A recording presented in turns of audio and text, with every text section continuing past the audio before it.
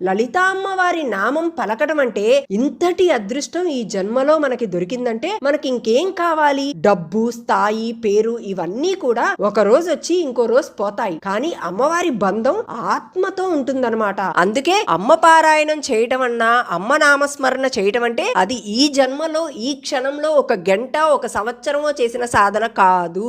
అది ఎన్నో జన్మల పుణ్యఫలం అని గుర్తుపెట్టుకోవాలన్నమాట. అంత గొప్ప పూర్వజన్మ పుణ్యఫలం ఉంది కాబట్టే లలితామ్మవారి భక్తులకు లభించే అద్భుతమైన వరమే లలితా సహస్రనామం. సహస్రనామం అంటే అమ్మవారి యొక్క స్వరూపమే. అది ప్రతి నామం కూడా ఒక శక్తి, ఒక కరుణ, ఒక ఆశీర్వాదం లాంటిదే. మనం చదువుతున్నట్లు అనిపించినా నిజానికి అమ్మవారే మన చేత చదివిస్తుందని గుర్తుపెట్టుకోవాలి. ఎందుకంటే ఎవరికి పడితే వాళ్ళకి ఈ అవకాశం రాదు. ఎంతో మంది దేవుళ్ళని పిలుస్తుంటారు, కానీ అమ్మవారి సహస్రనామం దగ్గరికి వచ్చే ఆత్మలు మాత్రం కొన్నే ఉంటాయి.